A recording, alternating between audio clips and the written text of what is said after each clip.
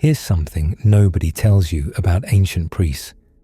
They needed paperwork, mountains of it, genealogies stretching back generations, proving their bloodline, their right to stand between humanity and the divine. The filing system was meticulous, the records obsessively maintained.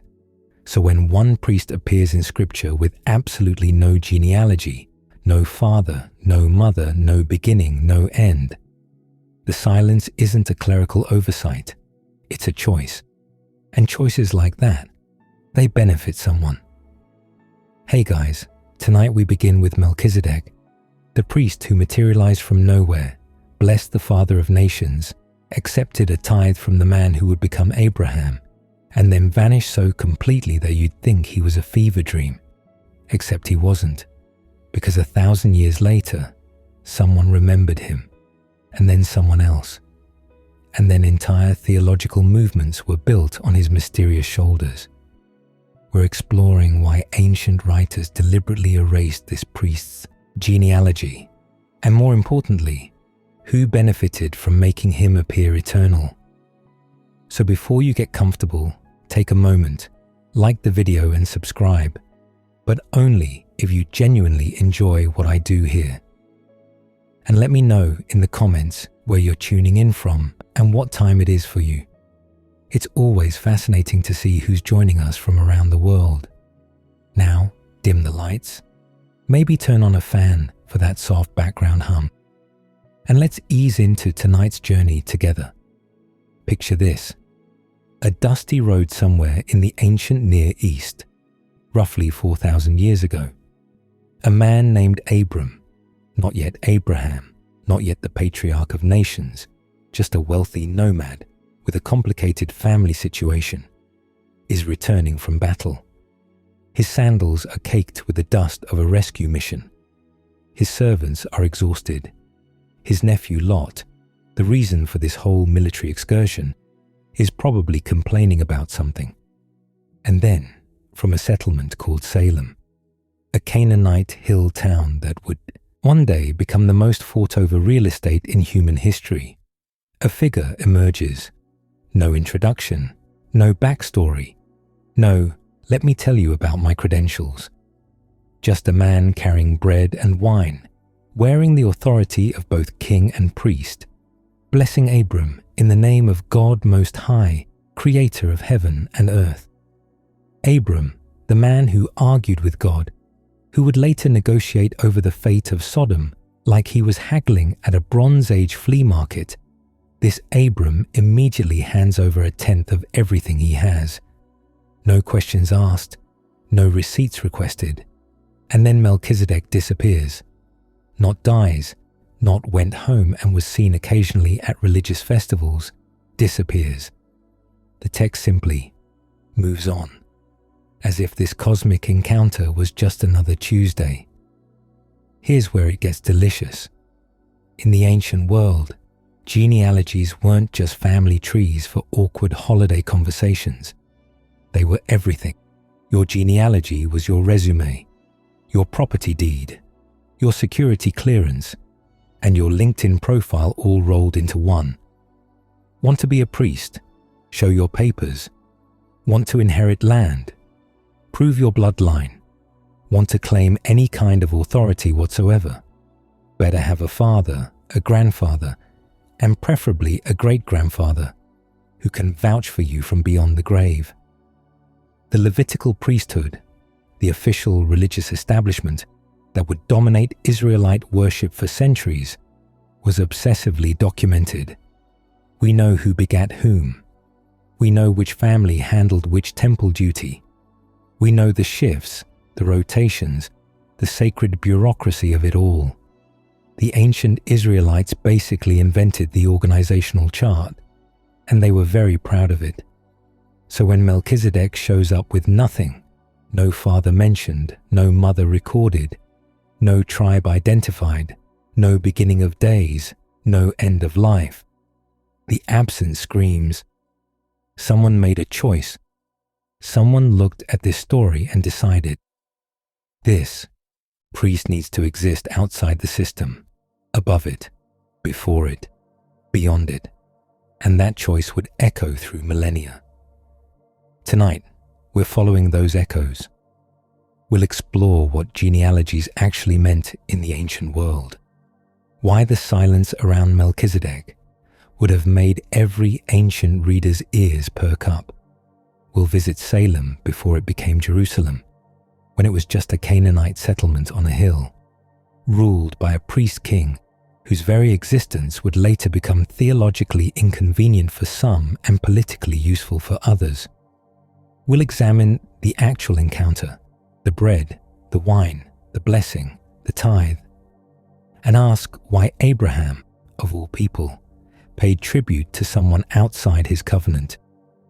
What did he recognize in this stranger?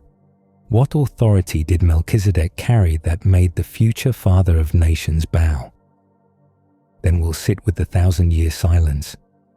After Genesis 14, Melchizedek vanishes from Scripture.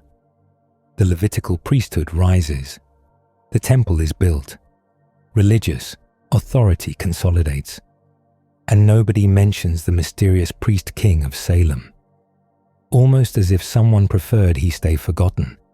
Until David. Until a psalm that would change everything. We'll trace how Melchizedek was resurrected.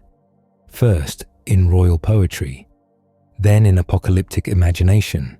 Then in the Dead Sea Scrolls, where he becomes something far stranger than a bread-bearing priest. We'll watch communities reshape this figure for their own purposes, turning absence into evidence, silence into proof of eternity. And finally, we'll arrive at the book of Hebrews, where the ultimate argument is made that Jesus represents not the Levitical priesthood, not the established order, but something older. Something that predates the system, something that, by virtue of having no recorded beginning or end, remains forever. The priest with no past becomes the template for a priesthood with no expiration date. Notice the pattern. Whenever someone wants to challenge existing religious authority, Melchizedek gets dusted off. He's the original loophole, the theological trump card, the figure who proves that whatever system currently exists isn't the only system that ever existed. Convenient, isn't it? Almost suspiciously convenient. But that's for later. For now, settle in. Let your shoulders drop. Feel the weight of the day beginning to lift. We're about to spend time with a mystery that has no solution, only layers. A figure who has served the purposes of kings and revolutionaries, establishment priests, and those who sought to overthrow them. A name that appears for 14 verses and generates libraries of interpretation. Melchizedek, King of Salem, priest of God Most High, the man whose missing paperwork would reshape religious authority for millennia. Let's begin. To understand what's missing, we must first understand what should have been there and why ancient people were obsessed with documenting bloodlines. Imagine, for a moment, that you are a scribe in ancient Mesopotamia. Your workspace smells of wet clay and the faint mineral tang of the reed stylus you've been pressing into tablets since before sunrise. Your fingers are stained. Your back aches from hunching over your work. And what is that work exactly? What consumes your days, your years, your entire professional existence? Names. Names begetting names begetting names. Endless lists of who fathered whom, who married into which family, who inherited what parcel of land from which ancestor, who received it from which king, who claimed it from which god. You are essentially running the ancient equivalent of a very serious database, except the database is made of clay, the backup system doesn't exist, and if you make a mistake, someone might lose their farm, or their priesthood, or their head. This wasn't bureaucracy for bureaucracy's sake. This was survival. In the ancient Near East, your genealogy was your identity card, your credit score, your professional license, and your proof of citizenship all compressed into a single recitation. I am the son of so-and-so, son of so-and-so, of the house of so-and-so. You could walk into a city you'd never visited, speak those words, and suddenly you existed. You had context. You belonged somewhere in the vast web of human relationships that gave meaning to everything. Without that recitation, you were no one. Take a breath here. The next part unfolds slowly. The Babylonians maintained genealogical records going back centuries. The Egyptians carved lineages into stone, ensuring that the dead could prove their identity even in the afterlife. The Sumerians created king lists that stretched back to mythological times, connecting living rulers to divine ancestors through unbroken chains of names. This wasn't vanity. This was legitimacy. This was the difference between being a king and being a man with delusions wearing a fancy hat. And nowhere was this more critical than in religious authority. Consider what it meant to be a priest in the ancient world. You weren't simply someone who felt called to spiritual service. You weren't someone who attended seminary and received a certificate. You were someone whose blood carried the right to approach the divine. Your great-grandfather stood in the sacred space. Your grandfather breathed the incense smoke. Your father learned the rituals. And now you, by virtue of being born into this specific family, were permitted to do what would kill any ordinary person. The priesthood was inherited, like land, like livestock, like the family recipe for bread that your grandmother refused to write down because she assumed you'd been paying attention. In ancient Israel, this system reached almost obsessive levels of documentation. The Levitical priesthood, the descendants of Levi, the tribe set apart for religious service, maintained records with the kind of meticulous attention that would make modern accountants weep with professional admiration. We know from biblical texts exactly which Levitical families handled which temple duties. We know who carried the ark. We know who managed the lampstands. We know who was responsible for the showbread, and we know the precise rotation of who served when. This wasn't spiritual devotion. This was HR. If you wanted to serve as a priest, you presented your genealogy. Scribes checked the records. If your lineage was pure, unbroken, properly documented, congratulations, you could handle the sacred vessels without divine wrath, reducing you to a cautionary tale. If your genealogy was questionable, if there was a gap, a foreign marriage, an adoption that muddied the bloodline, you were out. Not try again next year out. Not we'll put you on the waiting list out. Out permanently. The book of Ezra describes families who returned from Babylonian exile and couldn't locate their genealogical records. These weren't lazy people. These were families who had survived conquest, deportation, and decades of displacement. And when they finally came home, when they finally tried to reclaim their ancestral roles, they were told, sorry, no paperwork, no priesthood. They were excluded from the sacred precincts until a priest could consult the Urim and Thummim, essentially, until God himself sorted it out, which, as far as the historical record shows, never happened. The filing cabinet was closed. The bloodline was everything. The system was absolute. Now hold that image in your mind. Hold the clay tablets. Hold the endless lists of names.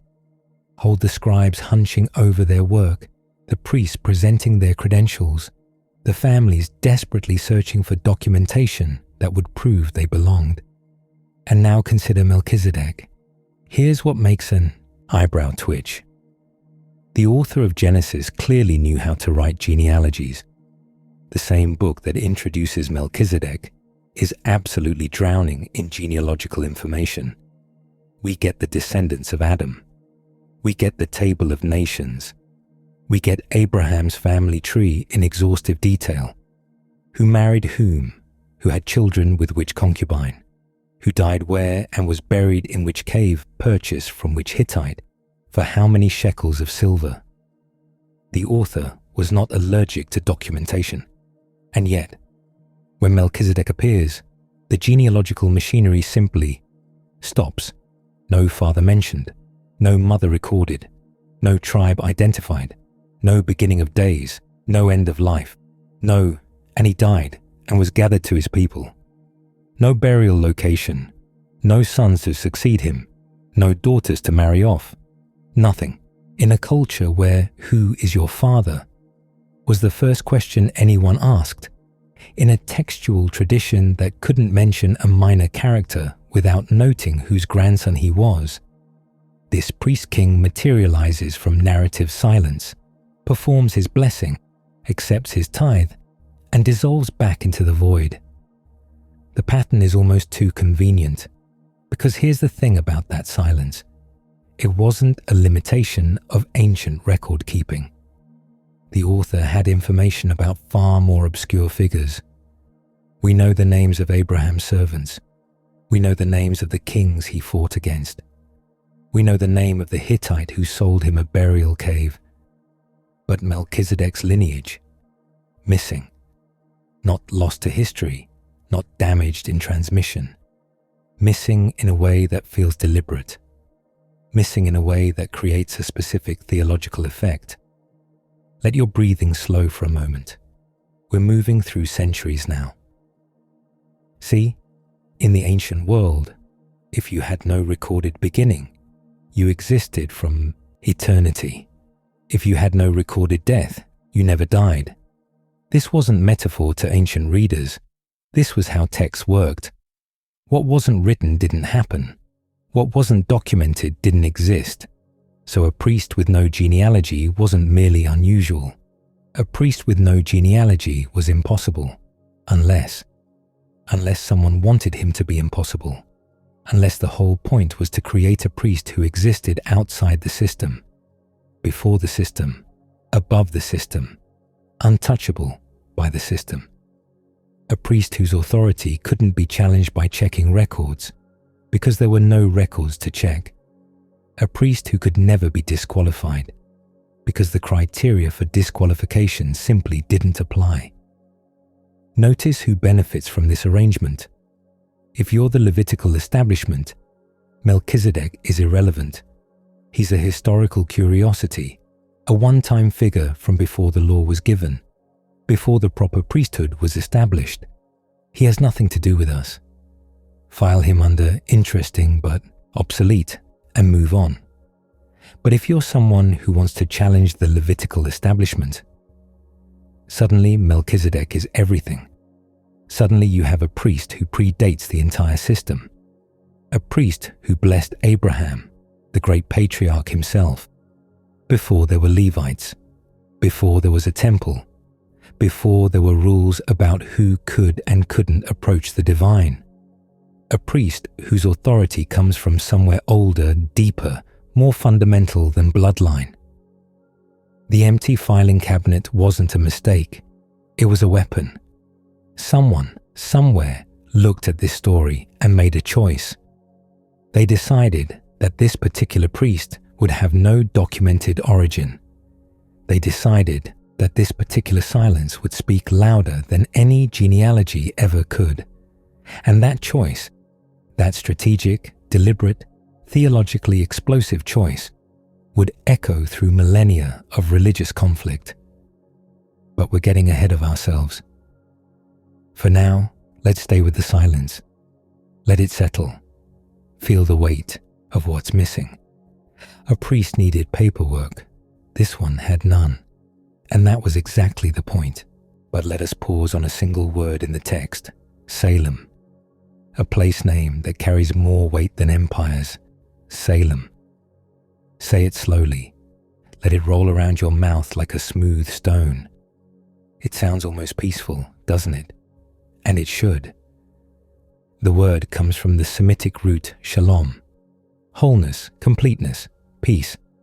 A lovely name for a city. A hopeful name. What nobody mentions about Salem is that it was, in the time of Melchizedek, essentially a hill. A rocky, windswept, strategically positioned hill surrounded by other rocky, windswept hills, none of which seemed particularly destined for cosmic significance. There were no golden domes, no ancient walls thick enough to withstand centuries of siege, no pilgrims streaming through gates worn smooth by countless feet, just limestone, scrubby vegetation, goats probably, and a small settlement of Canaanites going about the daily business of existing in a landscape that seemed determined to make existence difficult. The ridge sits roughly 2,500 feet above sea level, which sounds impressive until you realize that it's not on any major trade route. It has no river. The nearest reliable water source, the Gihon Spring, produces a flow that can charitably be described as adequate, and more accurately described as better than nothing. The soil is thin, the summers are brutal, the winters bring a cold that seeps into bones and stays there.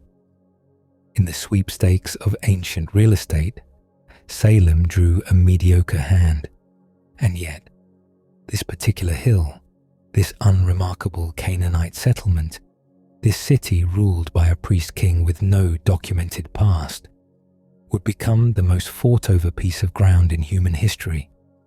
More blood would be spilled for this hill than for any other location on earth. Empires would rise and fall trying to control it.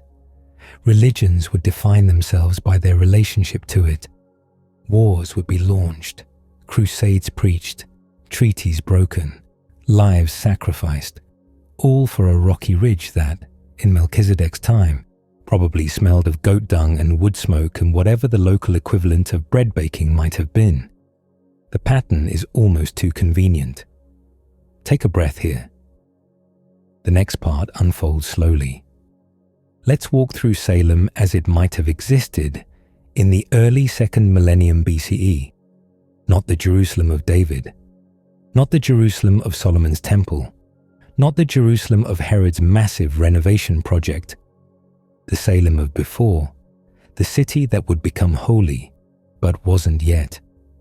You approach from the east perhaps, following a path that winds up through the Kidron Valley. The ground is uneven beneath your feet, limestone outcroppings forcing you to watch your step. The sun is relentless. You've been walking for hours, and your water skin is lighter than you'd like. Ahead, on the ridge, you can see the settlement, a cluster of mud brick structures huddled together like sheep in a storm. A wall, maybe. Nothing impressive, enough to discourage casual raiders, but nothing that would slow a determined army. The smell reaches you before the city does. Smoke from cooking fires, the sharp tang of animal pens. Something fermented, beer probably, because every ancient settlement had beer, and thank goodness for that. Underneath it all, the mineral scent of limestone dust that coats everything, gets in your hair, settles in the creases of your skin. You pass through a gate that barely deserves the name. A few guards eye you without much interest. You're clearly not an army. You're clearly not wealthy enough to rob. You're just another traveler in a world full of travelers, and Salem has seen plenty of your kind. The streets, if you can call them streets, are narrow and winding, following the natural contours of the ridge rather than any planned grid. Buildings press close on either side, their flat roofs creating patches of shade that offer momentary relief from the heat. Children run past, chasing something. A dog barks. Someone is arguing about the price of grain, their voices rising and falling in the eternal rhythm of commerce. And somewhere in this settlement, in a structure slightly larger than the others, lives the priest-king, Melchizedek, king of Salem, priest of God Most High. Here's what's worth observing about that title. God Most High, El Elyon in Hebrew, was a Canaanite deity, not exclusively Canaanite, mind you. The term appears across multiple ancient Near Eastern cultures. But when Melchizedek invokes El Elyon, he's not using terminology that would have been familiar to Abraham's particular religious tradition. He's using the language of Canaan, the language of the people who already lived here, who already worshipped here, who already claimed this land as their own. And Abraham accepts it. Abraham, who has received direct communication from his God, who has been promised that his descendants will inherit this very land, who has every reason to view the local religious establishment with suspicion. Abraham accepts a blessing from a Canaanite priest and pays him tribute. Notice who benefits from this being remembered.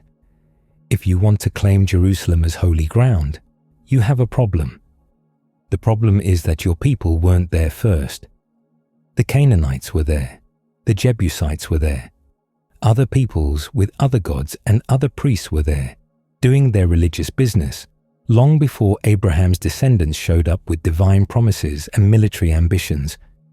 But if you can establish that a righteous priest-king, a figure blessed by the same God who made those promises to Abraham, already ruled Salem, if you can show that the holiness of this place predates the conquest, predates the Israelite kingdom, predates everything, then you're not invaders, you're inheritors. The land was always holy. The priesthood was always legitimate. You're just continuing a tradition that stretches back to before your people even existed as a people. That's not conquest, that's destiny. Settle in. This part takes its time. The Canaanites who lived in Salem during Melchizedek's time left no written records that survive. We know them only through archaeology and through the texts of others, texts written by people who had reasons to portray them in particular ways.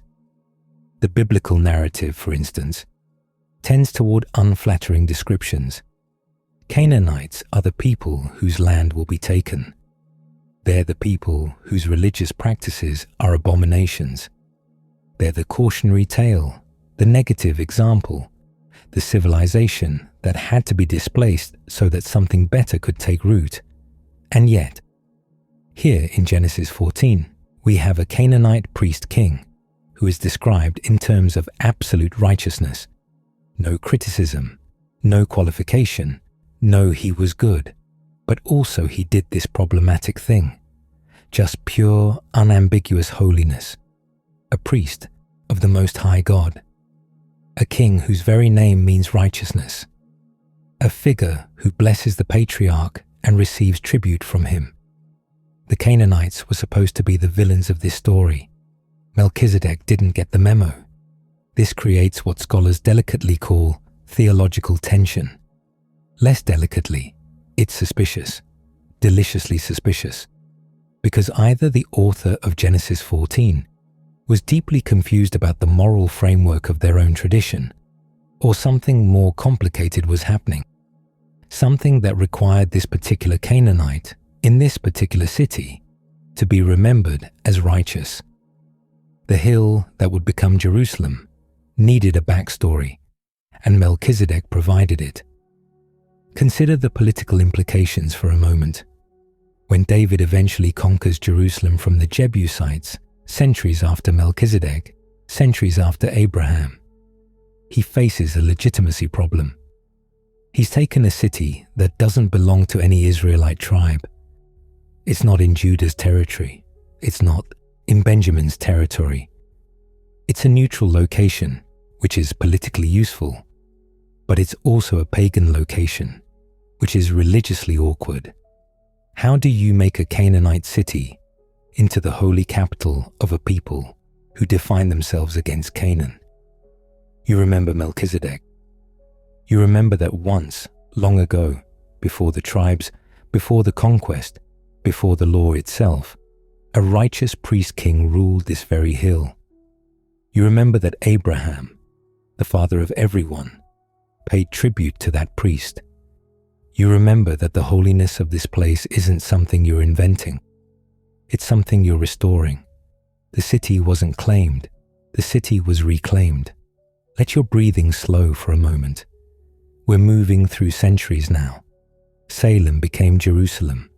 The name shifted, expanded, accumulated layers of meaning like sediment. Yerushalayim, the city of peace perhaps, or the foundation of peace, or something else entirely. Scholars argue about the etymology with the kind of passionate intensity that outsiders find baffling and insiders find completely reasonable. What matters is that the city grew. The hill that once held a small Canaanite settlement became the site of Solomon's temple. The ridge where goats once grazed became the location of the Holy of Holies, the most sacred space in Israelite religion, the place where God's presence dwelt on earth. And underneath it all, beneath the accumulated weight of centuries of construction and destruction and reconstruction, lay the memory of Melchizedek, the priest who was there first, the king who blessed Abraham, the figure who made the land holy before anyone else could claim it. That memory would prove useful. Again and again, across millennia, whenever someone needed to establish that their authority predated the current power structure, they would reach back to Salem, back to the priest-king with no genealogy, back to the city that would become the most contested ground on earth. But for now, in the time of Melchizedek, it was just a hill, limestone and scrub brush, and the smell of wood smoke, a small settlement going about its business, a priest-king whose origins no one recorded, and a meeting that was about to take place between that priest and a patriarch returning from battle, carrying bread and wine and a blessing that would echo through eternity. And now we come to the encounter itself, a meeting so brief you could miss it, yet so loaded with meaning that theologians have unpacked it for 3,000 years. The battle was over. Abraham, still called Abram at this point in the narrative, though we'll use the more familiar name, had just accomplished something extraordinary. He had pursued a coalition of 4 kings across hundreds of miles of hostile territory, launched a nighttime raid with a household force of 318 trained men, and rescued his nephew Lot, along with all the captives and goods taken from Sodom and Gomorrah. This was not supposed to happen. 4 kings had swept through the region, crushing everything in their path. They had defeated the Rephaim, the Zuzim, the Emim, the Horites. They had conquered cities and carried off populations. They were, by any reasonable military assessment, unstoppable. And then a wealthy nomad with a few hundred household servants decided to chase them down and take everything back. Abraham returns through the valley of Shaveh, which the text helpfully notes is also called the King's Valley. He's exhausted. His men are exhausted. They're driving recovered livestock, guarding freed captives, carrying plundered goods. The adrenaline of battle has faded into the bone-deep weariness that follows violence. Dust coats everything. The smell of sweat and animals and blood, because there's always blood, even in victories, hangs in the air. And then Melchizedek appears. The text gives us no warning, no preparation, no meanwhile in Salem. The priest-king heard news of the battle and prepared to meet the victor. One verse, Abraham is returning from defeating Chedorlaomer and his allied kings. The next verse, then Melchizedek, king of Salem, brought out bread and wine. Brought out, as if he'd been waiting, as if he knew. Let that settle for a moment. There's no rush tonight.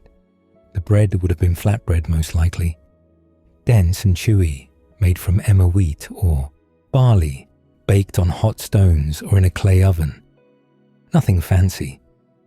This wasn't ceremonial showbread or the elaborately prepared offerings that would later characterize temple worship.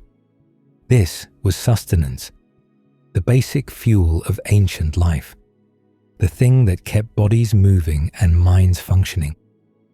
Imagine the texture between your teeth, the slight char from the cooking surface, the way it tears rather than cuts, releasing the warm, yeasty smell that humans have associated with comfort for 10,000 years. Abraham's men hadn't eaten properly in days. They'd been too busy pursuing, fighting, recovering. And now, here was bread. The wine is more interesting. Wine in the ancient Near East wasn't the refined beverage we picture today. It was thick, often mixed with water, sometimes flavored with herbs or honey, to mask the rougher edges of primitive fermentation. The color would have been darker than modern wines, almost purple, staining lips and teeth. It came in clay vessels sealed with pitch, and when you opened one, the smell hit you before the taste did. Fermented grape, yes, but also something earthier, something that reminded you of the ground it came from. Wine was sacred. Wine was dangerous. Wine was the thing that made celebrations feel like celebrations and mourning feel bearable. The priests of various Near Eastern cults used wine in their rituals. The common people used wine to forget, briefly, how hard their lives were. And here was Melchizedek, priest of God Most High, bringing it out to a returning warrior. Bread and wine. The combination is so familiar to later Christian readers that it's almost impossible to see it fresh. But strip away 2,000 years of Eucharistic theology. Forget the Last Supper. Forget the breaking of bread and the cup of the New Covenant. Look at this moment as Abraham would have experienced it. A stranger king offering the two most fundamental forms of hospitality. You've just fought a battle. You've won. You're tired beyond words. And someone appears with food and drink, not to demand tribute, not to negotiate, not to assess whether you're a threat, just to give. That alone would have been remarkable. But Melchizedek doesn't stop there. He blessed Abram, saying, "Blessed be Abram by God Most High, creator of heaven and earth, and praise be to God Most High, who delivered your enemies into your hand." Two blessings, notice. The first blesses Abraham himself, pronounces divine favor upon him. The second blesses God for the victory. Melchizedek positions himself as an intermediary, someone with the authority to speak blessing from the divine to the human, and praise from the human to the divine. This is priestly work. This is what priests do. And Abraham, who has received direct communication from his God, who has been promised land and descendants and blessing, who has every reason to consider himself the primary recipient of divine attention in this narrative. Abraham accepts the blessing. He doesn't argue. He doesn't say, "Actually, I have my own connection to the divine, thanks." He receives. What happens next is the part that makes eyebrows twitch. Then Abram gave him 1/10 of everything. 1/10, a tithe. Let your breathing slow for a moment. We're moving through centuries now.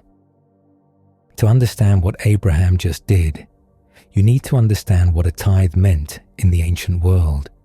This wasn't a charitable donation. This wasn't a tip for good service. The tithe was a formal acknowledgement of hierarchy.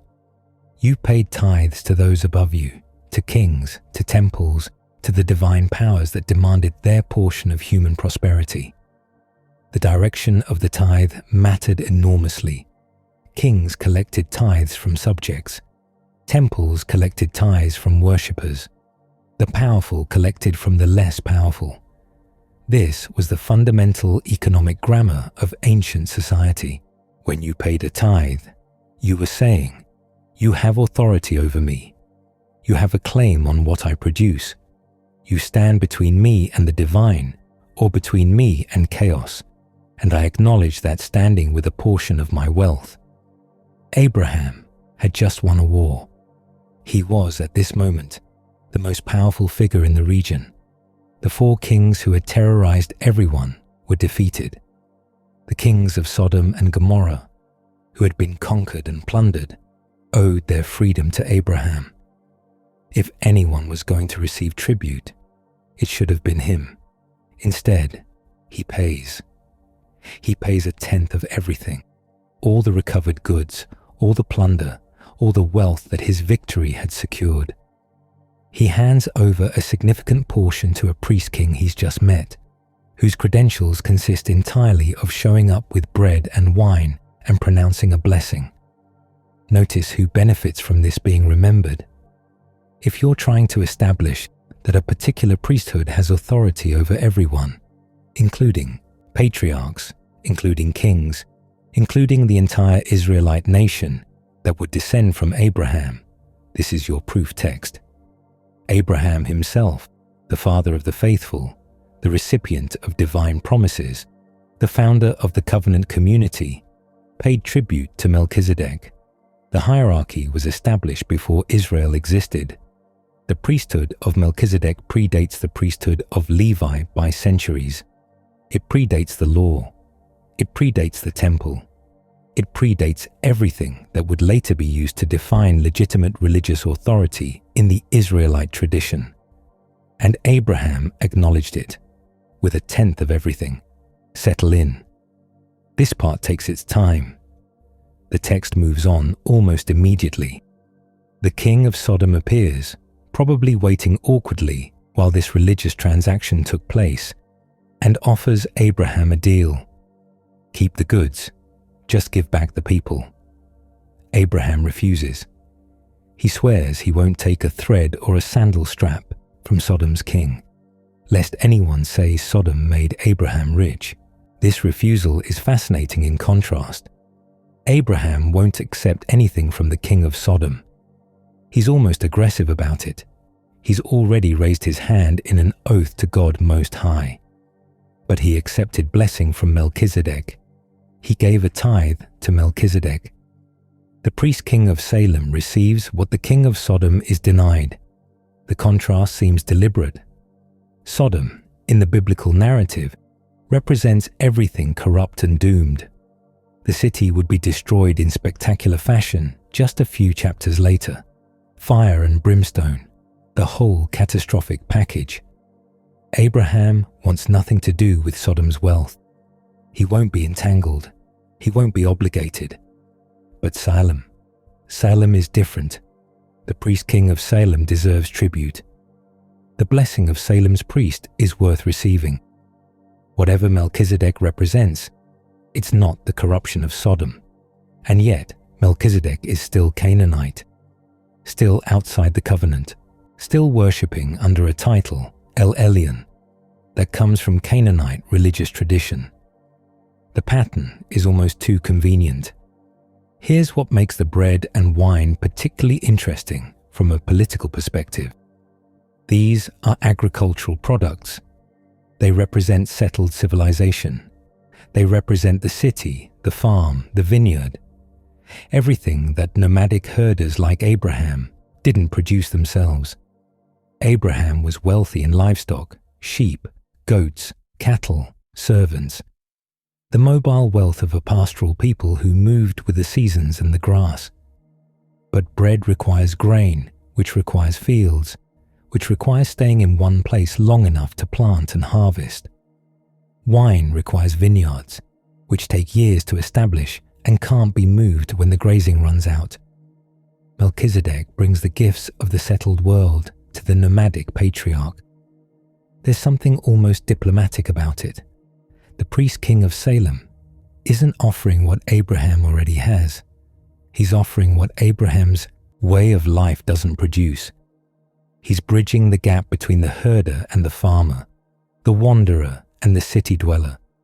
And Abraham, in return, gives a tenth of his mobile wealth, the plunder of kings, the goods recovered from battle. Two economies meeting, two ways of life acknowledging each other, two religious traditions perhaps, finding common ground in the worship of God Most High, creator of heaven and earth. Take a breath here. The next part unfolds slowly. The encounter ends as abruptly as it began. Melchizedek vanishes from the narrative. No farewell. No promise to meet again. No explanation of where he goes or what happens to Salem after he leaves. The text simply moves on to other things. God speaking to Abraham in a vision, the covenant of the pieces, the ongoing drama of promises and fulfillment. But the transaction has been recorded. Bread and wine given, blessing pronounced, 1/10 of everything paid.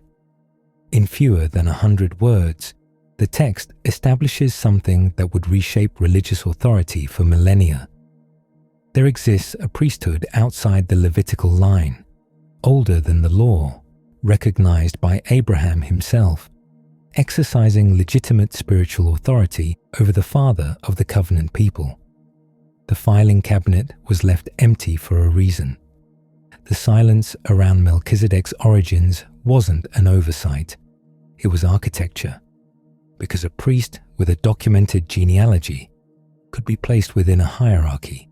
He could be, compared to other priests, ranked against them, potentially superseded by them.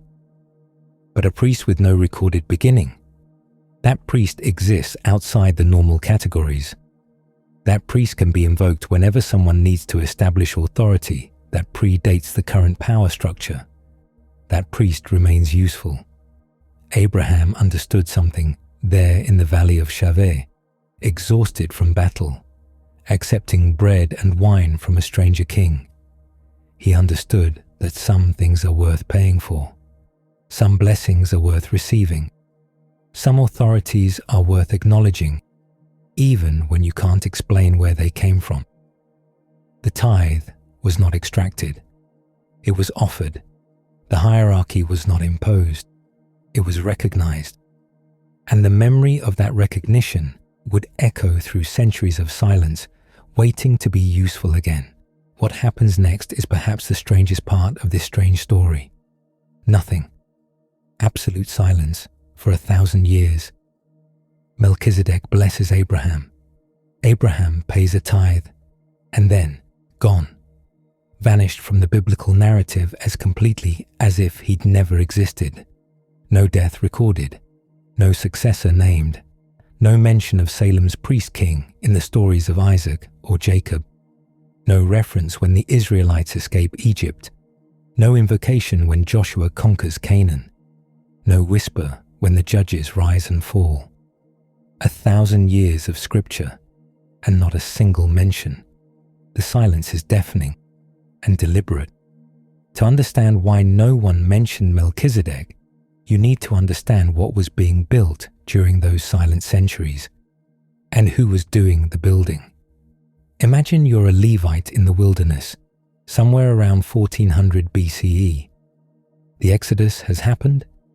Moses has received the law, and your tribe, the tribe of Levi, has just been handed something extraordinary, a monopoly on religious authority.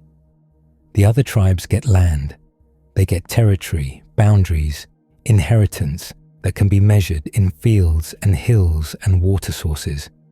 But your tribe gets God. The arrangement is spelled out in meticulous detail. Levites will serve in the tabernacle. Levites will handle the sacred objects. Levites will teach the law, perform the sacrifices, maintain the rituals that keep Israel in proper relationship with the divine. And in exchange for this service, the other tribes will support you with tithes and offerings. The direction of the tithe has reversed. Remember Abraham paying tribute to Melchizedek. Now it's Israel paying tribute to the Levites. The hierarchy has been institutionalized. The priesthood has been professionalized. And the credentials, finally, beautifully, bureaucratically, have been documented. You want to be a priest? Show me your genealogy. Prove you descend from Aaron. Demonstrate your Levitical lineage. The filing cabinet is not only full now, it's required. No paperwork, no priesthood. Take a breath here. The next part unfolds slowly. Here's the thing about monopolies. They don't like competition. They especially don't like competition that predates them. If you're establishing the Levitical priesthood as the only legitimate religious authority in Israel, Melchizedek becomes a problem. Not an urgent problem, he's just a few verses in Genesis, easily overlooked, but a theoretical problem, a precedent problem. Because if Abraham himself acknowledged a non-Levitical priest as worthy of tithes and blessing, then the Levitical monopoly isn't absolute. It's merely recent. The solution, whether conscious or not, was elegant. Don't mention him. Don't reference him. Don't explain him away or argue against him or try to fit him into the system. Just let him fade. Let the memory grow dusty. Let new generations come up learning the Levitical system as if it were the only system that ever existed. Forgetting can be a form of control. Settle in. This part takes its time. The centuries roll past. The tabernacle gives way to the temple, Solomon's great construction project, that massive complex of stone and cedar and gold that would become the center of Israelite religious life. The priests who served there trace their lineage back through generations. The system has become self-perpetuating. Young men born into priestly families learn the rituals from their fathers, who learned from their fathers, who learned from their fathers, back through the centuries to Aaron himself. The genealogies matter more than ever now, because the temple isn't just a religious institution, it's an economic engine. Tithes flow in from across the kingdom. Sacrificial animals are bought and sold. Offerings accumulate. The priesthood controls significant wealth, and that wealth depends on their exclusive claim to religious authority. Picture the temple courts on a feast day, the smell of incense and roasting meat, the sound of Levitical choirs singing psalms, the press of pilgrims who've traveled for days to make their offerings. Everywhere you look, priests in their linen garments, moving through rituals that have been performed the same way for generations. This is the system now. This is how it's done. This is how it's always been done. Except it hasn't. Somewhere in the dusty scrolls, in the stories of the patriarchs, there's a record of a different kind of priest. A priest without genealogy. A priest without documented lineage. A priest who received tithes from Abraham himself. But who reads the old stories that carefully? Who notices the implications? The Levites have no reason to bring it up. The worshippers have no reason to ask. And so Melchizedek sleeps in the text, undisturbed, while the temple system grows stronger and more elaborate with each passing generation. Let your breathing slow for a moment. We're moving through centuries now. There's something worth observing about how religious institutions maintain their authority. It's not usually through dramatic confrontations or explicit claims of supremacy.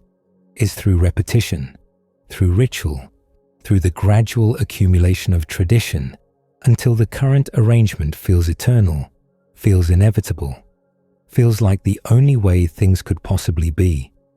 Every sacrifice reinforces the system. Every tithe paid to a Levite reinforces the system. Every young priest ordained, every festival celebrated, every law interpreted by those authorized to interpret it. All of it builds the structure higher, makes the walls thicker, makes it harder and harder to imagine alternatives. And Melchizedek? Melchizedek is an alternative. Not a threatening one during these centuries. Not a revolutionary one, just a quiet reminder, buried in the foundational text, that things weren't always this way, that Abraham didn't need a Levite to connect him with the divine. That blessing and priesthood existed before the law, before the tabernacle, before the elaborate system of sacrifices and purifications and genealogical credentials. The silence protected the monopoly. Here's what makes this particularly interesting from a pattern perspective. The forgetting wasn't total. The text wasn't altered. No one went through Genesis with a stylus and scratched out the Melchizedek verses. The record remained, preserved with the same careful attention given to every other part of the patriarchal narratives. The forgetting was selective, social, practical. You could read the story, you could know it was there, but you didn't discuss it. You didn't preach on it. You didn't build theology around it. You let it sit, inert and harmless, while the living tradition moved in other directions. This is how inconvenient precedents are often handled. Not destroyed, that would draw attention. Not explained away, that would require engaging with them. Just quietly filed in, the back room where nobody looks. The priest king of Salem became a curiosity, a footnote, a strange little episode in Abraham's life that didn't connect to anything else, didn't fit the categories, didn't serve any obvious purpose in the religious instruction of later generations. And so he waited.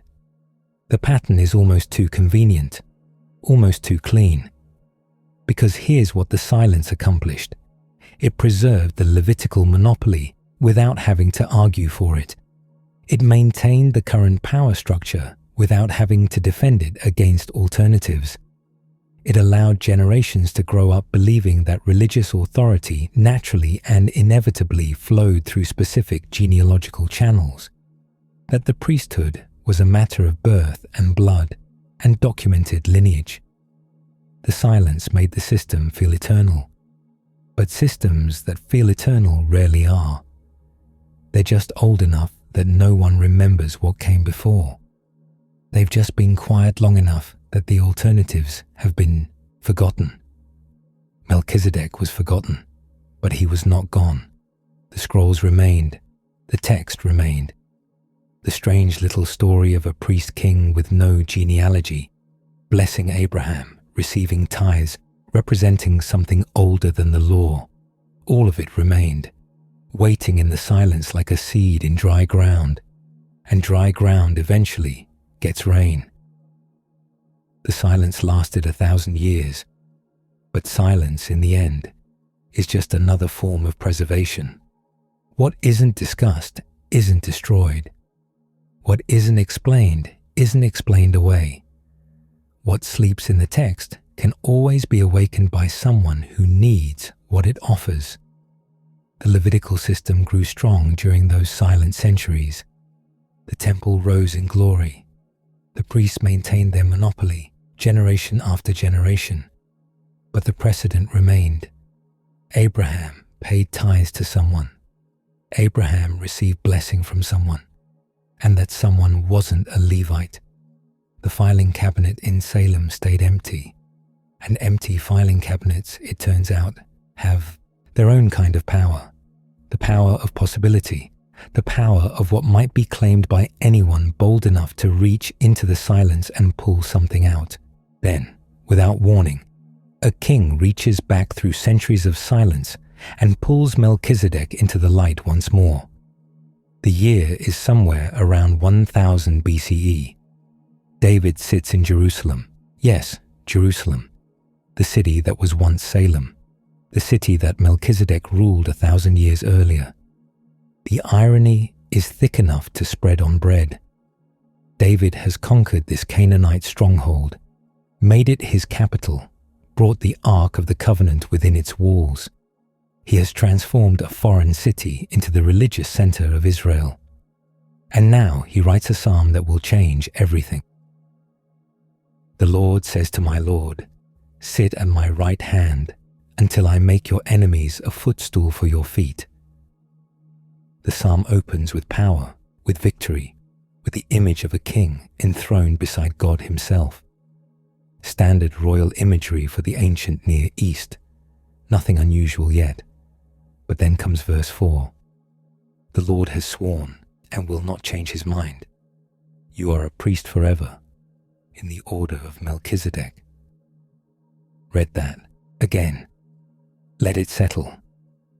After 1,000 years of silence, after generations of Levitical monopoly, After the entire elaborate apparatus of temple worship has been constructed and consecrated and accepted as the natural order of things, a king invokes a name that hasn't been spoken in centuries. A king claims a priesthood that predates the law. The filing cabinet in Salem just got opened. Let your breathing slow for a moment. We're watching someone play a very long game. To understand what David is doing here, you need to understand his problem. It's a delicate problem, a political problem dressed in religious clothing. David is king of Israel. He rules from Jerusalem. He has united the northern and southern tribes under his authority. He commands armies, collects taxes, dispenses justice. His power is real and substantial. But there's one thing David cannot do. He cannot offer sacrifice. The Levitical system is clear on this point. Only priests can perform the sacred rituals. Only descendants of Aaron can enter the holy places. David is from the tribe of Judah. A royal tribe, yes, but not a priestly one. The genealogies that matter so much in this culture have sorted him into one category and locked him out of another. This creates an awkward division of authority. The king rules the nation, but the priests control access to God. The king sits on a throne, but the priests stand before the altar. Two power centers, two sources of legitimacy, two institutions that must constantly negotiate their relationship. David cannot simply declare himself a priest. The Levites would object. The people would object. The entire system that gives his kingdom religious legitimacy would be undermined. So he does something cleverer. He invokes an older order. Settle in. This part takes its time. Think about what Melchizedek represents. A priest king, not a priest serving under a king, or a king deferring to priests, but both roles unified in a single person. Someone who could rule and sacrifice, govern and bless, command armies and offer prayers, all without contradiction, all without conflict, all without the awkward negotiations between palace and temple. And this priest-king ruled Salem, this very city, this hill where David now sits, composing psalms. The message is subtle but unmistakable. There was a time when kingship and priesthood were one. There was a precedent for royal religious authority, and that precedent is literally beneath David's feet, embedded in the history of the ground he's standing on. You are a priest forever, in the order of Melchizedek. Not in the order of Aaron, not in the order of Levi, in the order of Melchizedek, an order that predates the law, predates the Exodus, predates the entire system, that currently separates kings from priests. Here's what makes an eyebrow twitch. David isn't claiming to be a Levitical priest. He's not challenging the Levites directly. He's not saying their priesthood is illegitimate. He's saying there's another priesthood, older, different, royal, and he belongs to that one. It's a flanking maneuver, a theological end run around the current power structure. The Levites can keep their monopoly on the sacrificial system. David will simply invoke a different system entirely, one that combines what they've separated, one that answers to different credentials, no genealogy required. Take a breath here. The next part unfolds slowly. Picture the reaction when this psalm first circulated. The Levitical priests hearing these words sung in the very temple courts where they served. A priest forever in the order of Melchizedek. What did they think? What could they say? The text was right there in Genesis. The precedent was undeniable. Abraham himself had paid tithes to this priest-king.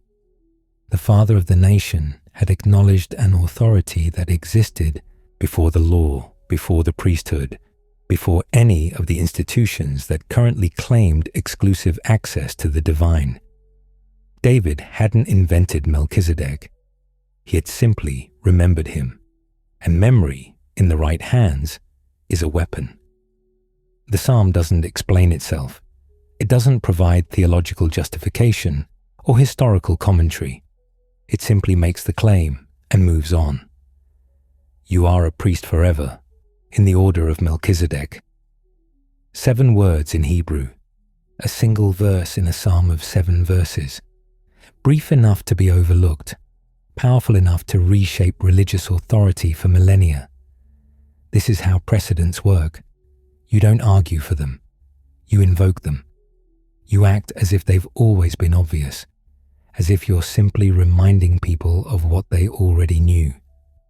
The confidence of the claim does half the work, and David was nothing if not confident. Let that settle for a moment. There's no rush tonight.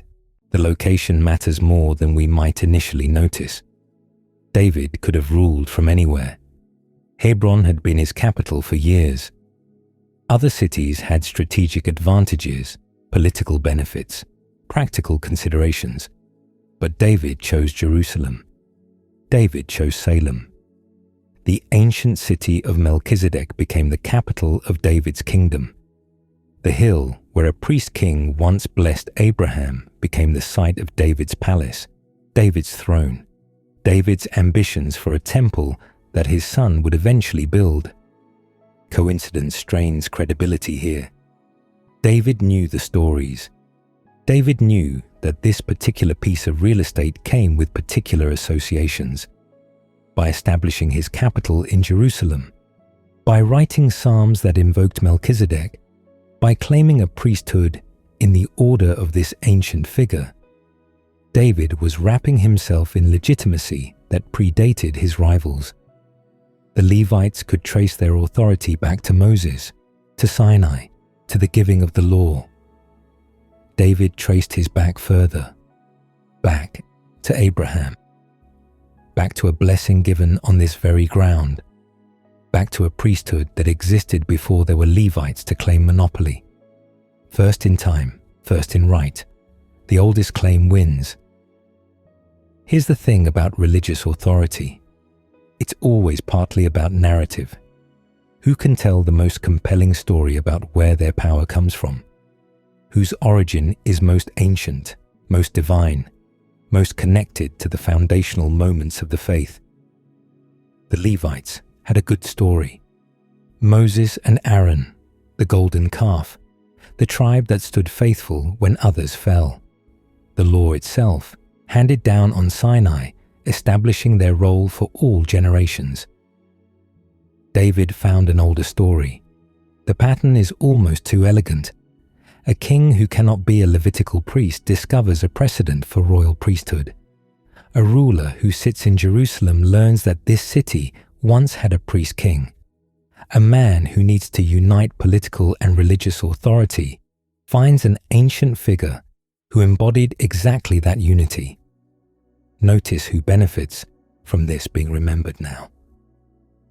The silence of 1,000 years breaks, not because new information has emerged, not because texts have been discovered or traditions recovered. The silence breaks because someone needs what Melchizedek offers. David needs a priesthood that bypasses the Levites. David needs religious authority that flows from something other than Aaronic genealogy. David needs a precedent for kings who are also priests, for rulers who don't have to negotiate with a separate religious establishment. And there, in the old stories, sleeping undisturbed for generations is exactly what he needs.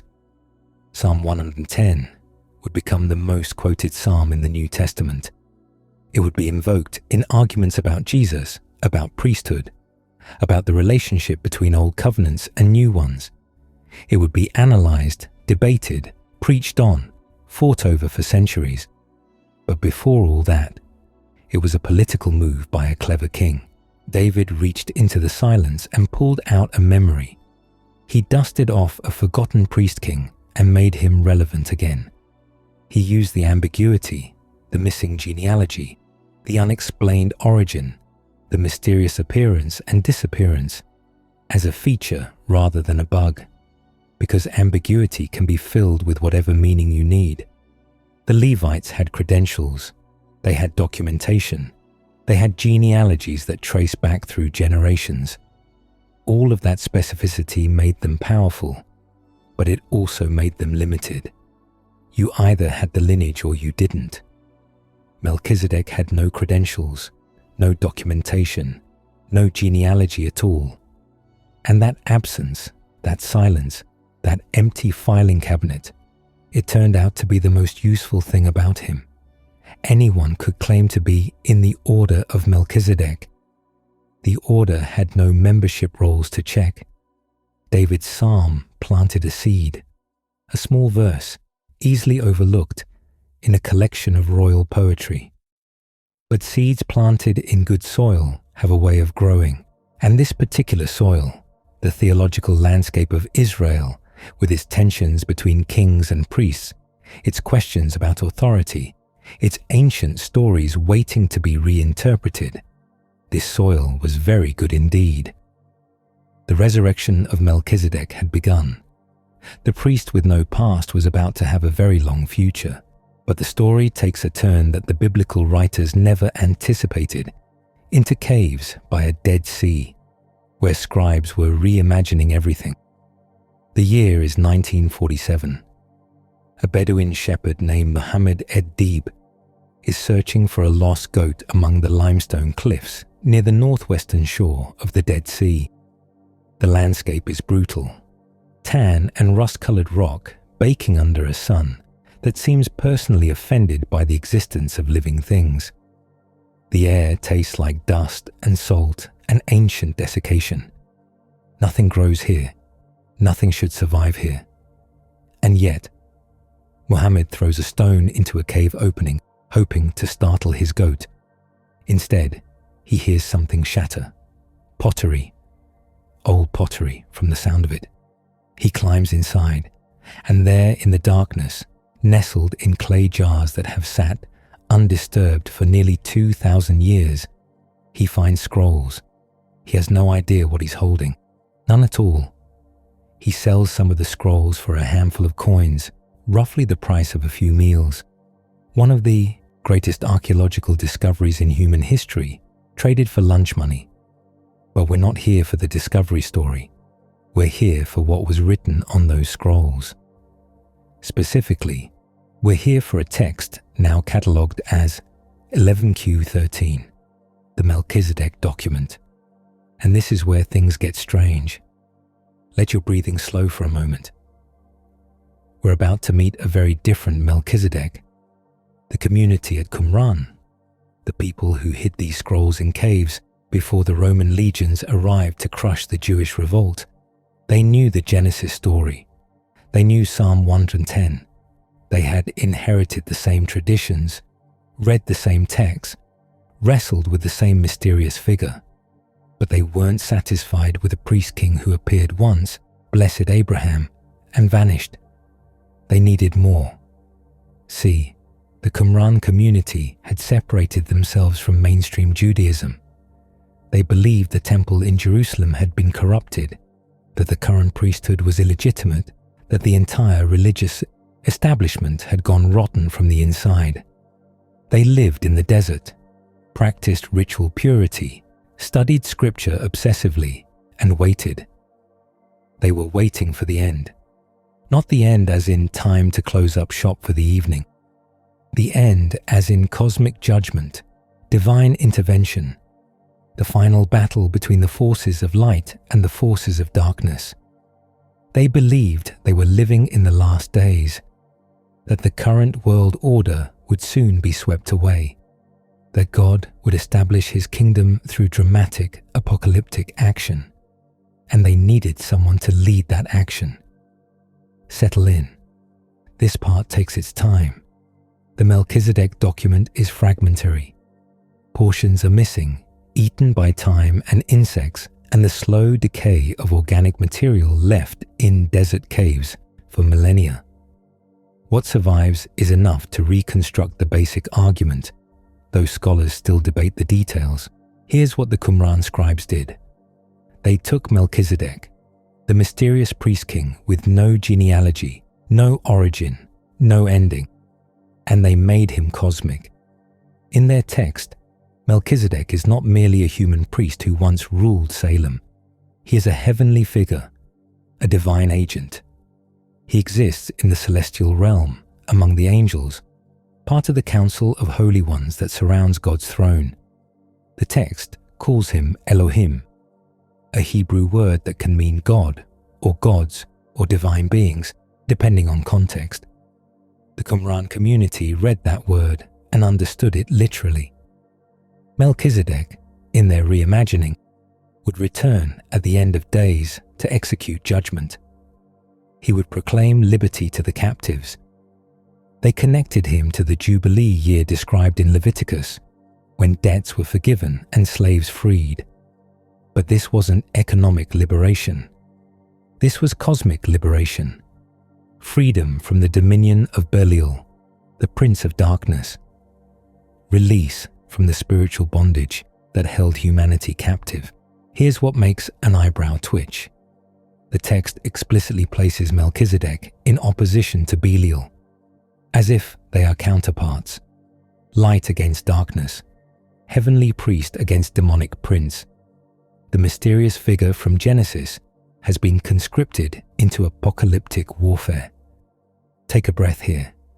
The next part unfolds slowly. Think about what's happened to our priest king.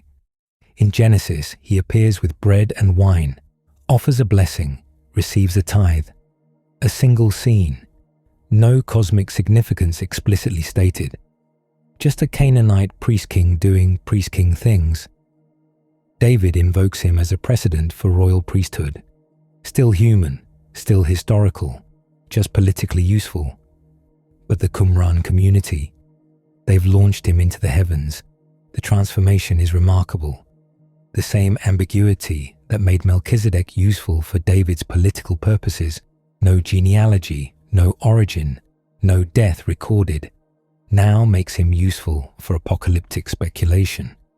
If he has no recorded beginning, perhaps he had no beginning at all. If he has no recorded end, perhaps he cannot end.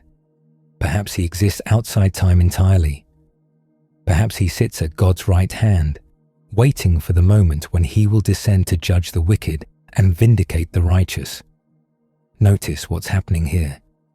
A community that has rejected the current religious establishment needs an alternative authority. They need a priesthood that doesn't depend on the corrupt temple system. They need a figure who can bypass the compromised institutions of their day. Sound familiar? The pattern repeats. Different century, different crisis, same solution. The Levitical priesthood in Jerusalem has failed them. The high priests have become political appointees, more concerned with Roman approval than divine service. The temple has become, in their view, a den of corruption rather than a house of prayer. But Melchizedek predates all of that. Melchizedek owes nothing to the current system. Melchizedek answers to a higher authority. Literally, if you make him a heavenly being. Let that settle for a moment. There's no rush tonight. The Dead Sea Scrolls reveal something crucial about how religious communities work. They don't just preserve traditions, they reshape them. They take old stories and find new meanings, new applications, new uses for changed circumstances. The Qumran scribes were not being dishonest. They genuinely believed they were uncovering hidden truths in the ancient texts, that God had embedded meanings in Scripture that would only become clear in the last days.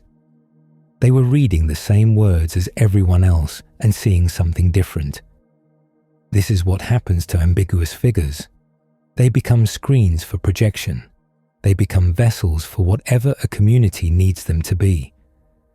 Melchizedek's silence, his missing genealogy, his unexplained appearance, his sudden disappearance, created space, and spaces get filled. In Genesis, he's a priest king. In Psalm 110, he's a precedent. In the Dead Sea Scrolls, he's an angel of judgment. Each version serves someone's purpose. Each version addresses someone's problem. Each version takes the raw material of the original story and shapes it into something new. The Qumran community needed hope. They needed to believe that their suffering, their separation, their rejection of mainstream society would be vindicated. They needed a champion who would return to set things right. Melchizedek fit the job description. No genealogy meant no earthly limitations. No recorded death meant eternal existence. No detailed backstory meant room for expansion. The empty filing cabinet turned out to be infinitely useful. Consider the scribes themselves for a moment. Picture them in their desert settlement, copying text by lamplight, arguing over interpretations, waiting for the end that never quite came.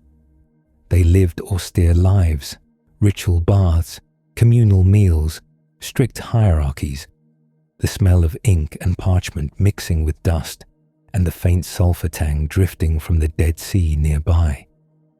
They believed they were the true Israel, the faithful remnant, the ones who had kept the covenant while everyone else had compromised. And they needed their beliefs to have cosmic significance. They needed the spiritual warfare they felt internally to be reflected in the heavens above. They needed angels on their side. Melchizedek became that angel, a priest king transformed into a divine warrior, a blessing giver transformed into a judge, a figure who once offered bread and wine now preparing to offer justice and vengeance. The scrolls were hidden in caves around 68 CE, just before the Roman destruction. The community scattered or died. Their apocalypse arrived, but not in the form they expected. No heavenly Melchizedek descended to save them. The Romans burned Jerusalem, destroyed the temple, and ended the world as they knew it. But the scrolls survived, waiting in darkness for 19 centuries, waiting to show us how communities reshaped their sacred stories, waiting to reveal that Melchizedek's transformation was already underway long before Christianity began its own reimagining. The priest with no past had become something far stranger than a Canaanite king. He had become a hope. And here we arrive at the moment when this ancient mystery became the foundation for an entirely new religious architecture.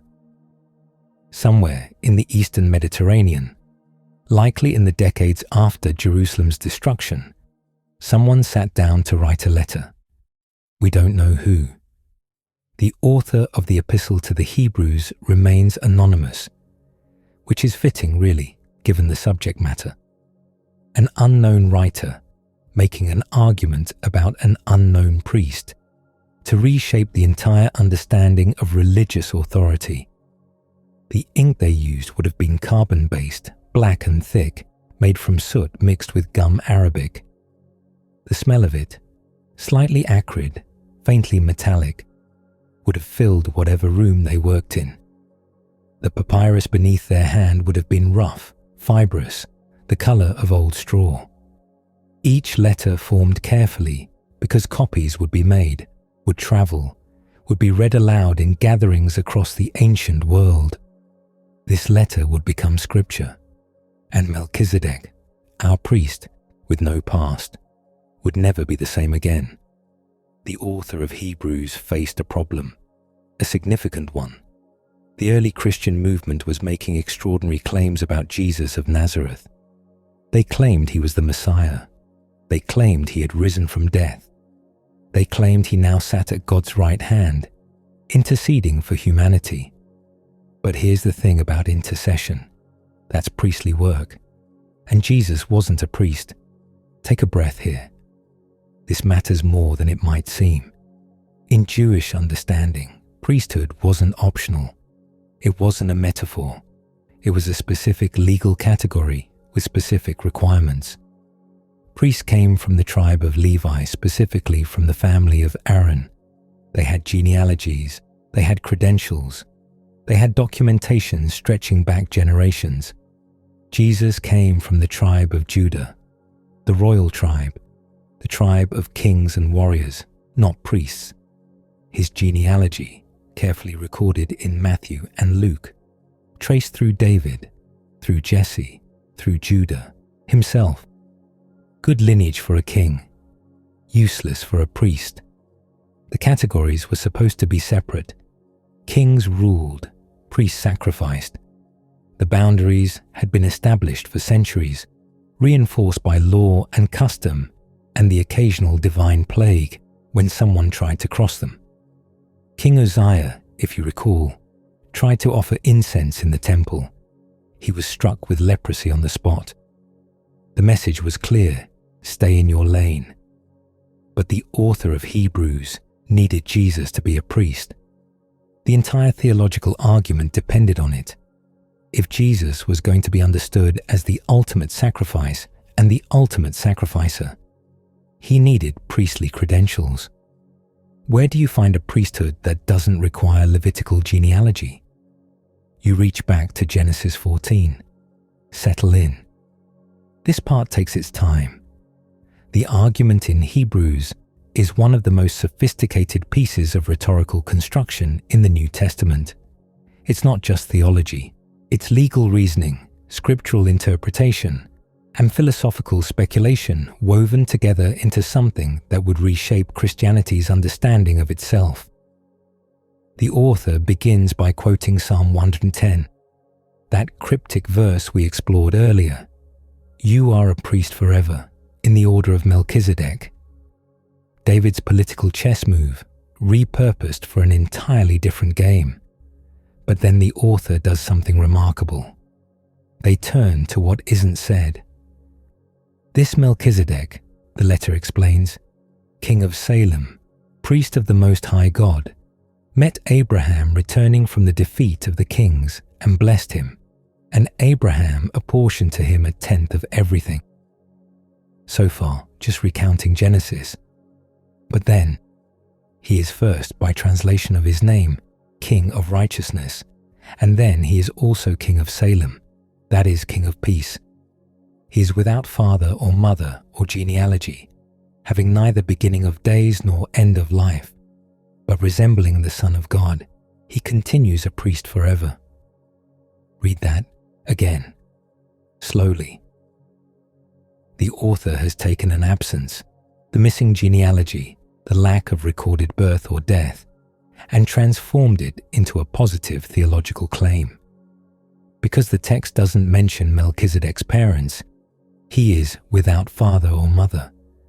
Because the text doesn't mention when he was born or when he died, he has neither beginning of days nor end of life. This is audacious. This is taking silence and making it speak. Here's what makes an eyebrow twitch. The author knows perfectly well that Melchizedek probably had parents, that he was presumably born at some point and died at some other point, that he was, in all likelihood, a regular human being who ruled a Canaanite city-state. But that's not the point. The point is what the text says, or rather, what it doesn't say. And in the interpretive framework the author is using, the text silence is itself meaningful. Every word of Scripture was chosen. Every omission was deliberate. If God wanted us to know Melchizedek's genealogy, it would have been included. Its absence, therefore, must mean something. Let that settle for a moment. There's no rush tonight. The argument builds from there. The author notes that Abraham, the great patriarch, the father of the faithful, the one to whom God made promises, paid a tithe to Melchizedek, not the other way around. The greater blesses the lesser pays tribute to the greater. Therefore, Melchizedek must be greater than Abraham. But wait, the Levitical priests were descendants of Abraham. They existed, in a sense, in Abraham's body when he met Melchizedek. So when Abraham paid that tithe, the future Levitical priesthood was also paying it through their ancestor, which means the Levitical priesthood acknowledged Melchizedek's superiority, which means Melchizedek's priesthood is greater than the Levitical priesthood, which means a priest in the order of Melchizedek operates under a higher authority than any Levitical priest, which means Jesus, as a priest in that order, supersedes the entire temple system. The logic is intricate, almost too intricate. It has the feel of a legal brief, building precedent upon precedent, anticipating objections, constructing an argument that would hold up under scrutiny. Notice who benefits from this arrangement. The early Christian community was navigating a complex relationship with Judaism. Many early Christians were Jews who continued to observe Jewish law, who respected the temple, who understood themselves as faithful Israelites, who had recognized their Messiah. But they were also making claims that put them at odds with the religious establishment. If the Levitical priesthood was ultimate, then the temple in Jerusalem remained the center of religious authority.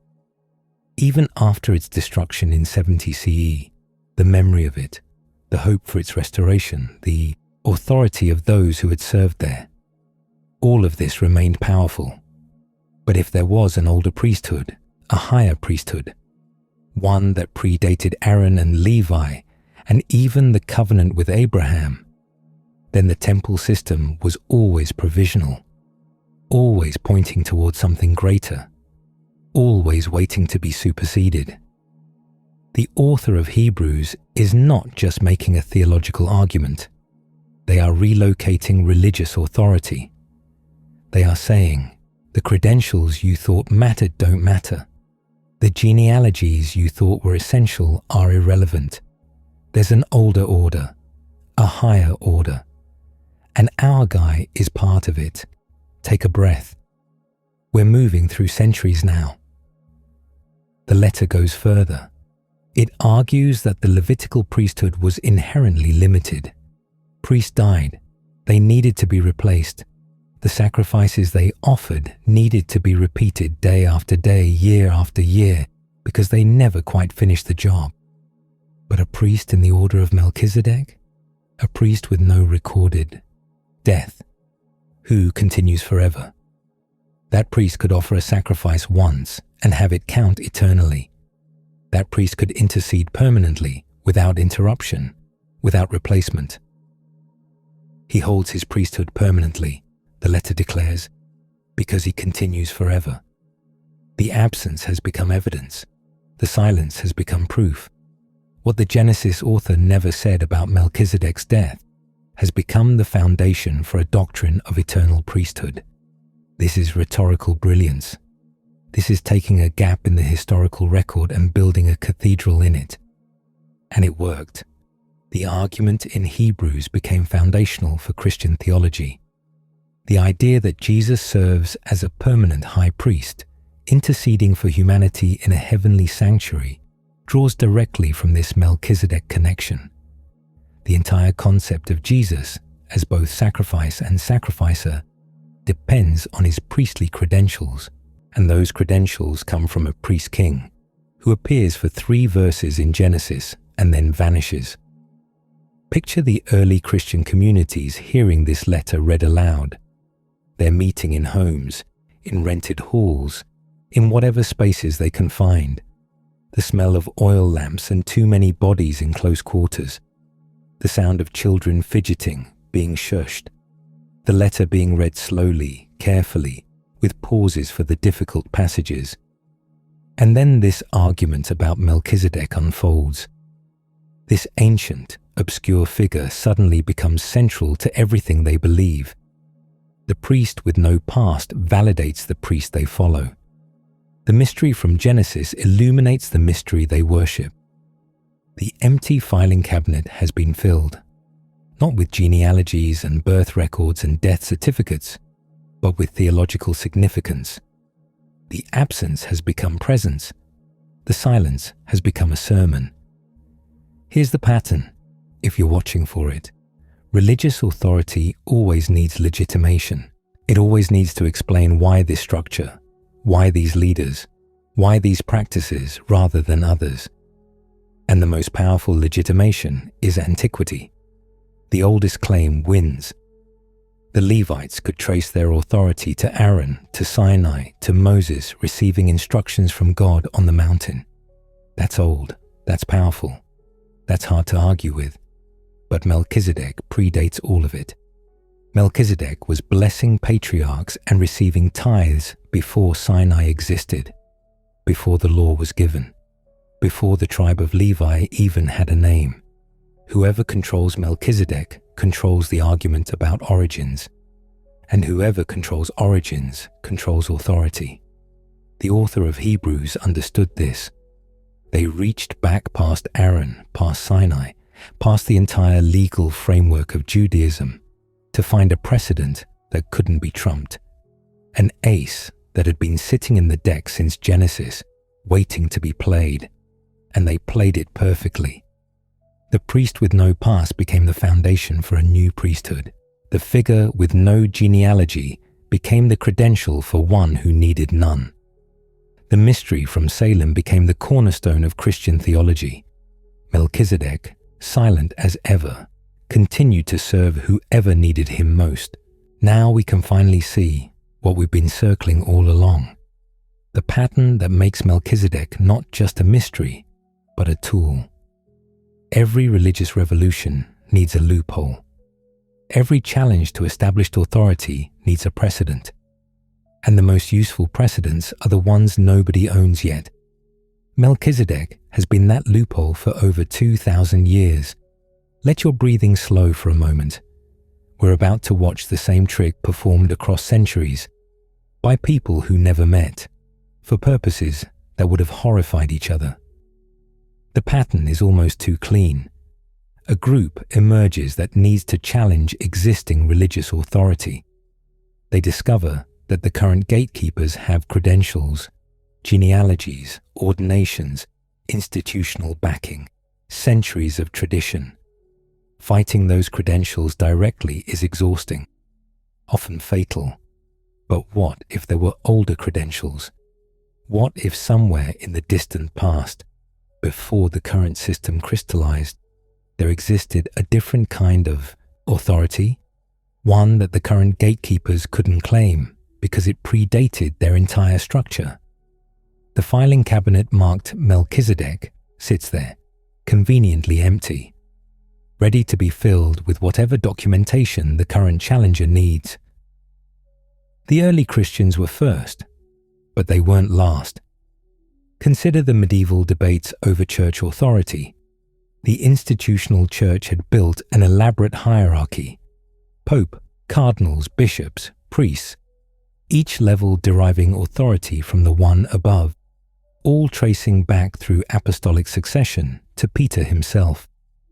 The credentials were impeccable. The paperwork was extensive. The system was closed. But reformers kept reaching for Melchizedek. If there existed a priesthood that predated the Levitical system, then perhaps there existed a spiritual authority that predated the institutional church. If Abraham could encounter a legitimate priest outside the established order, then perhaps believers could access divine authority without Roman permission. The priest with no genealogy became a wedge against genealogical claims. The arguments got technical. They got tedious. They filled volumes that now sit unread in theological libraries, their pages yellowed, their bindings cracked, smelling of dust and old leather, and the faint mildew of neglected certainties. Scholars debated whether Melchizedek's priesthood was natural or supernatural, whether it could be transmitted, whether it had ever truly ended. What they were really debating was power. Who gets to stand between humanity and the divine? Who controls access to grace? The pattern repeats. Watch for it. When the Protestant Reformation erupted, Melchizedek appeared again. Luther and Calvin and their theological descendants needed to explain how they could establish legitimate churches without Catholic ordination. They needed to argue that the elaborate hierarchy of Rome was unnecessary, perhaps even corrupt, that believers could access God directly through faith, without institutional mediation. The priest with no institution became useful once more. Some reformers argued that all believers were priests in the order of Melchizedek, not through ordination, but through faith. Others argued that the Melchizedekian priesthood had been fulfilled in Christ and now extended to his followers without clerical intermediaries. The specific arguments varied. The function remained constant. Here's what makes this fascinating. The Catholic Church used Melchizedek too. When defending the Mass against Protestant critiques, Catholic theologians pointed to Melchizedek's offering of bread and wine as a prefigurement of the Eucharist. When defending the priesthood against claims that it was unnecessary, they invoked the eternal priesthood that Christ held in the order of Melchizedek. The same mysterious figure served both sides. The empty filing cabinet could be filled with Catholic documents or Protestant documents, depending on who opened the drawer. Take a breath here. The next part unfolds slowly. The pattern extends beyond Christianity. In various esoteric traditions, Gnostic, Kabbalistic, occult, Melchizedek became something stranger still, a cosmic principle, an eternal archetype, a being who had never truly been human at all, but had merely appeared in human form to deliver truth too pure for institutional religion. These traditions needed to bypass not just one religious establishment, but all of them. They needed a figure who predated Judaism, Christianity, Islam, the entire apparatus of organized religion. They needed someone from before the beginning. Melchizedek, with his missing genealogy and his missing death, fit perfectly. If the text doesn't say he was born, perhaps he wasn't. If the text doesn't say he died, perhaps he can't. Perhaps he walks among us still, appearing when needed, teaching those ready to receive, operating outside every institution because he predates every institution. The priest with no past became the priest with no limitations. And here's the thing about this pattern. It works because Melchizedek is genuinely ambiguous. The Genesis text really doesn't explain where he came from. The silence really is unusual for ancient Near Eastern literature. The questions we've been asking tonight: who was this figure? Why does he appear and vanish? What did he represent? These are legitimate questions with no definitive answers. The ambiguity isn't manufactured. It's original. It's baked into the text, which means everyone who uses Melchizedek for their own purposes can claim, with some justification, that they're just reading what's there. They're not inventing, they're interpreting. And interpretation, in religious traditions, is legitimate work. Settle in. This part takes its time. The pattern continues into the present. New religious movements still invoke Melchizedek. Some claim direct spiritual lineage from him. Others claim to have recovered his lost teachings. Still others use him as evidence that true spirituality has always existed outside institutional boundaries. A group emerges. It needs legitimacy. It needs to explain why it's different from and superior to existing religious options. It looks for a precedent. The filing cabinet sits there, waiting. This isn't cynicism. This is observation.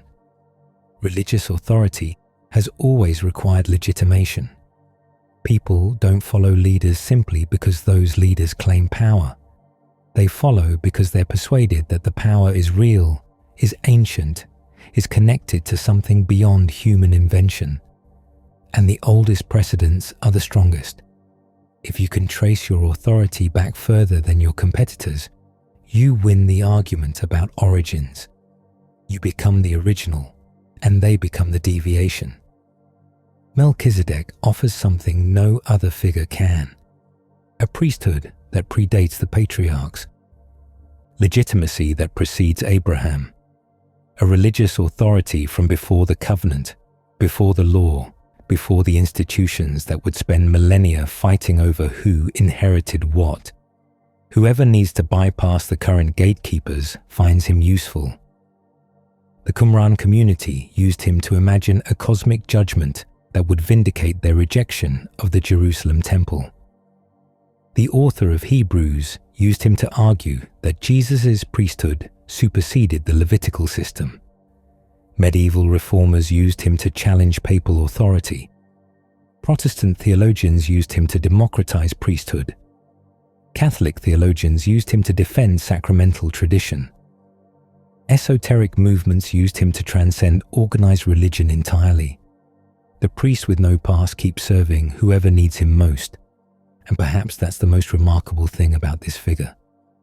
Not the mystery of his origin, not the ambiguity of his identity, but the sheer versatility of his silence. What you don't say can be filled in by others. What you don't record can be interpreted by later generations. The gaps in a story aren't weaknesses, they're invitations. Melchizedek extended an invitation that has been accepted for over 3,000 years. And so, as the night deepens and your thoughts begin to drift, let us rest with this figure who came from nowhere and returned to mystery. We have followed him through 3,000 years of interpretation, through Genesis and Psalms, through Dead Sea caves and early Christian arguments, through medieval debates and modern movements. We have watched him serve revolutionaries and traditionalists, mystics and institutionalists. People would have despised each other across crowded rooms. But perhaps, in these final quiet moments, we can set aside the question of who used him and why. Perhaps we can simply sit with the mystery itself. There is something restful about questions that refuse to be answered, something almost merciful about gaps in the record that remain gaps, no matter how many centuries of scholars peer into them. Let your breathing slow for a moment. We're not solving anything now. We're just sitting with what cannot be solved. Consider what we actually know about Melchizedek, stripped of interpretation. A man appeared. He ruled a city. He served as priest of a god called El Elyon, God Most High. He brought bread and wine to a weary warrior returning from battle. He spoke a blessing. He received a tithe. He vanished from the narrative. That's it. That's the entire data set.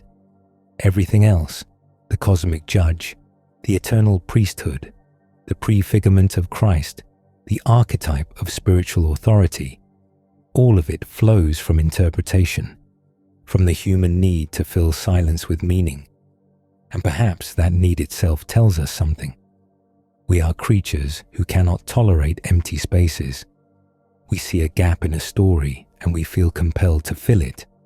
We encounter a mystery and we immediately begin constructing explanations. The filing cabinet sits there empty and we start manufacturing documents to put inside. This is not a flaw. This is how we build meaning. This is how we connect the scattered pieces of existence into something that resembles coherence. But sometimes the mystery is the point. Sometimes the gap in the record exists not to be filled, but to remind us that not everything can be documented, that some truths exist in the spaces between words, that the most important things about a person or a moment or a truth might be precisely what cannot be written down. Melchizedek appears and vanishes, like a figure in a dream, like a moment of clarity that comes just before sleep and dissolves when you try to hold it. Take a breath here. Let that settle. The ancient world was full of priests with credentials, men who could recite their genealogies for generations, men who knew exactly where they came from and exactly what authorized them to stand between humanity and the divine. Their paperwork was impeccable. Their legitimacy was documented. We have forgotten most of their names, but this one priest, the one with no credentials, no genealogy, no documented beginning or end, this one we remember. This one we cannot stop talking about. This one keeps appearing in texts and traditions and late-night meditations like this one, 3,000 years after he brought bread and wine to a tired warrior on a Canaanite hillside. There's something almost funny about that. The priests who did everything right, who followed all the rules, who documented everything, they faded into the general blur of ancient history. The priest who did everything wrong by ancient standards, who appeared from nowhere with no authorization, who left no forwarding address, he became eternal. Maybe the lesson isn't about religious authority at all. Maybe it's about the strange way that mystery outlasts certainty. The things we fully understand, we eventually set aside. They become solved problems, filed away, no longer interesting.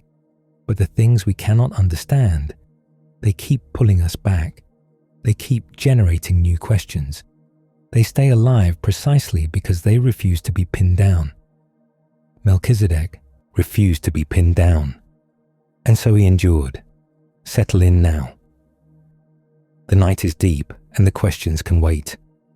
If you were to walk the streets of Old Jerusalem today, through the narrow stone passages of the old city, past the merchants and the pilgrims and the cats who have lived there for generations, breathing air that smells of cardamom and diesel, and ancient stone warmed by afternoon sun, you would be walking where Melchizedek once walked, or might have walked, or was said to have walked. The uncertainty doesn't diminish the reality of those stones beneath your feet. The ambiguity about what happened there 3,000 years ago doesn't make the place less holy. If anything, the mystery deepens the holiness. Because holy things resist full comprehension. They overflow the categories we build to contain them. And perhaps that's the comfort we can carry into sleep tonight. Not everything needs to be solved. Not everything needs documentation. Not every question needs an answer before we can rest. Some mysteries exist to remind us that the world is larger than our understanding, that there are figures who appear from nowhere, do something meaningful, and vanish, and that's enough. That presence doesn't require paperwork. That blessing doesn't require authorization. That the most important encounters of our lives might be the ones we cannot fully explain afterward. Melchizedek brought bread and wine. He spoke words of blessing. He received acknowledgement of his authority. And then he stepped back into the silence from which he came. The bread was eaten. The wine was drunk. The blessing settled into the bones of a weary patriarch who would become the father of nations.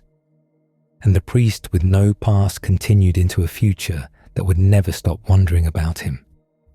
We see him now not as a problem to be solved, but as an invitation to rest in unknowing. A reminder that some truths are not diminished by mystery, but deepened by it.